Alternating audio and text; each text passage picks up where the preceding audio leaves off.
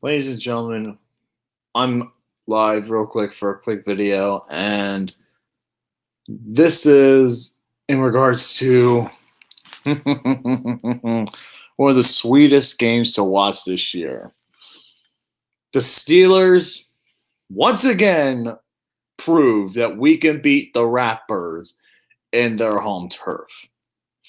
So, Ravens fans, let's hear those excuses. What do you have to say about this game? Oh boy, where do I start with this game? This game was definitely a tough game for both sides because this was a must-win.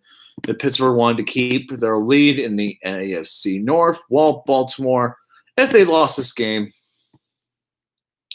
their playoff hopes are pretty much shot at this point. They're now 4-5 going into the bye week. And then guess who they got to play after that?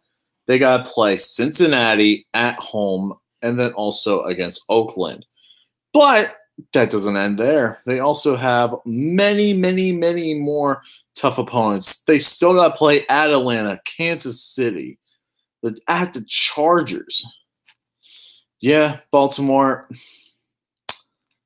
It doesn't look like it's going to be another good season for you guys. This was a game that you guys needed to win. And even with the referee's help, you still cannot get it done. Why?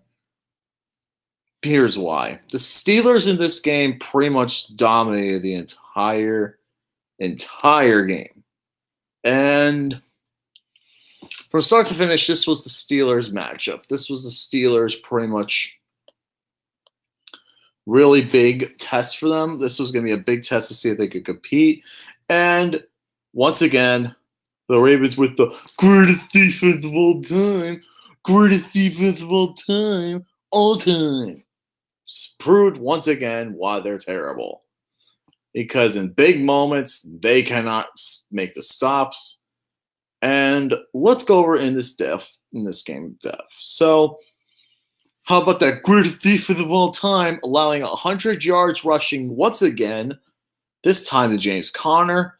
And you also let the passing game go really well for 292 passing yards. What an incredible sight to see.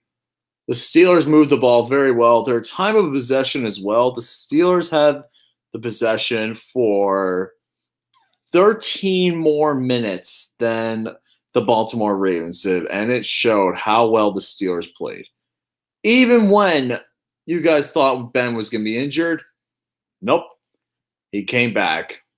The only reason you guys literally weren't in this game at all was because of the referees. The referees had some terrible calls today. There were so many bad pass interference calls, it was unbelievable. And so many holding calls as well. I will give you guys credit. You guys played a very tough game against us and made some good stops. But in the end, you couldn't capitalize. In the red zone, you guys were made to the red zone 5 times, had to settle for 4 field goals, just like you guys did against us in the first matchup. Is the exact same result. And now, this is going to be another interesting thing to see how you guys rebound from this. You guys have a bye next week.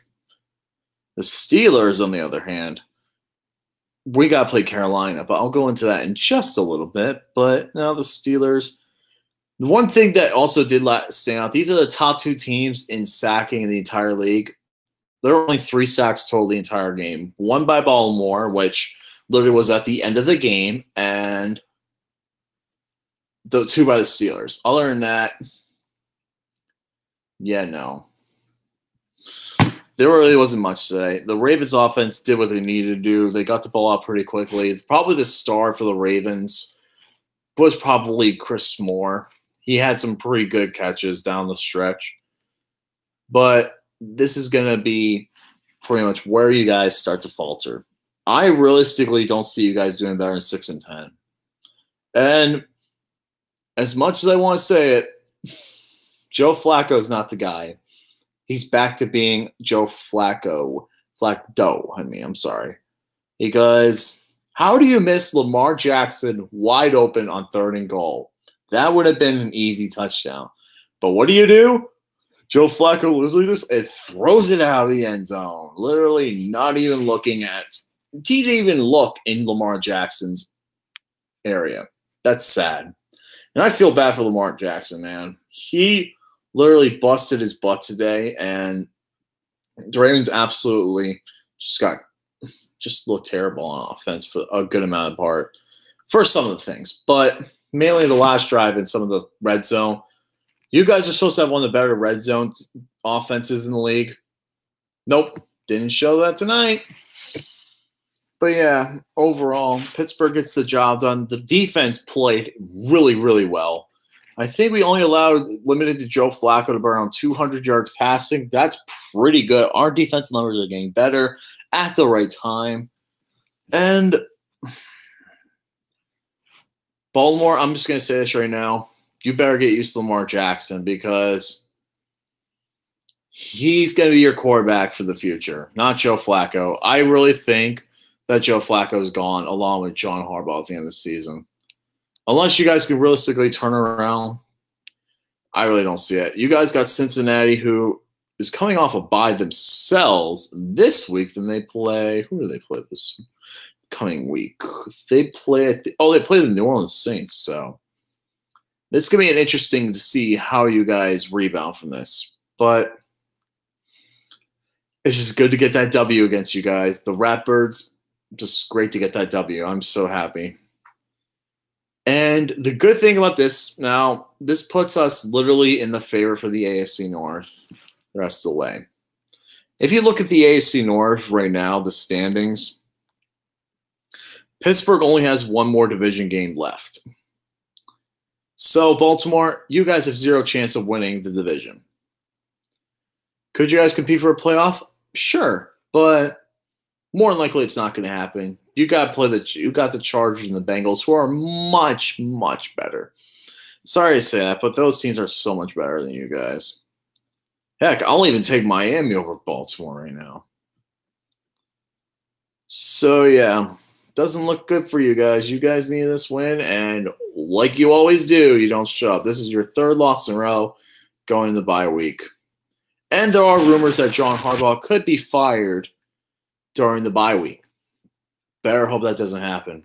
But now that I got this said, Pittsburgh, I think you guys are pretty much on the track to win the AFC North.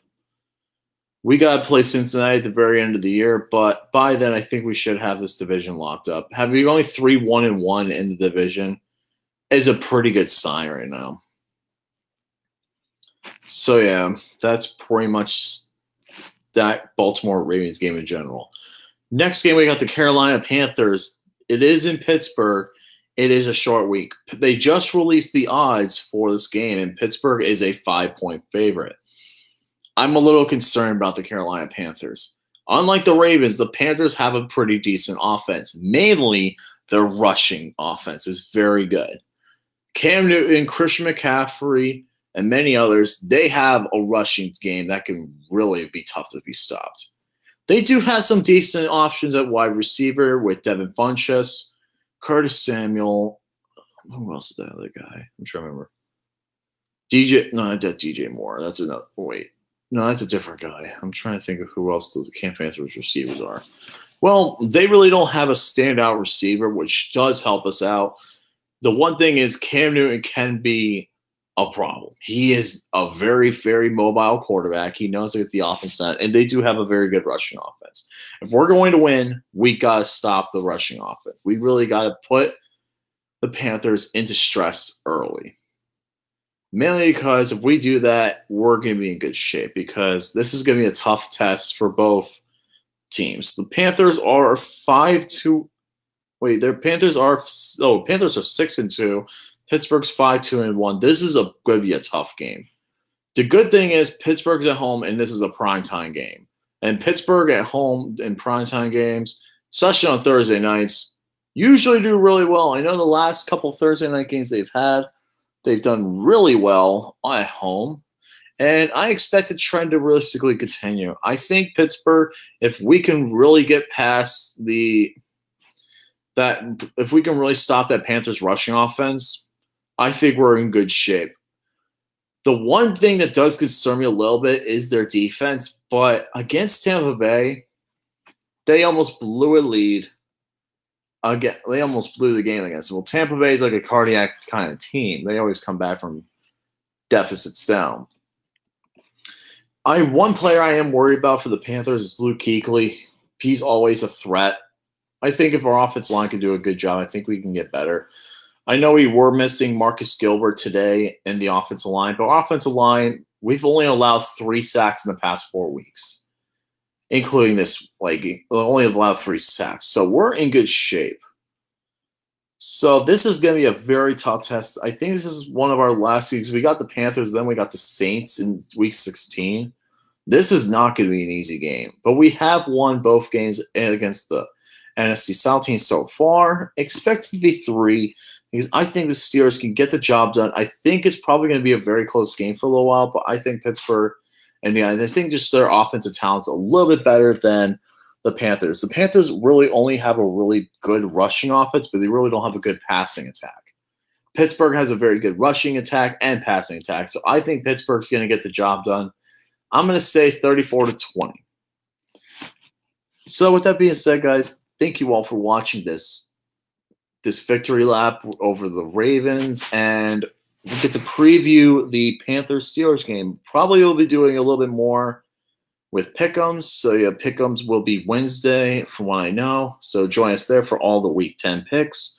And with that being said, we actually do have some funny things, you guys. Alex and Jerome, our teams are facing each other this weekend. And Alex will be going to that game, Miami-Green Bay. So we'll have to hear what they had to say on Pick'ems Wednesday. With that being said, guys, thank you all for watching. Let me know your thoughts on the Steelers-Ravens games in the comments below. And with that being said, see you guys later. Stay awesome, and let's go Steelers. Fuck the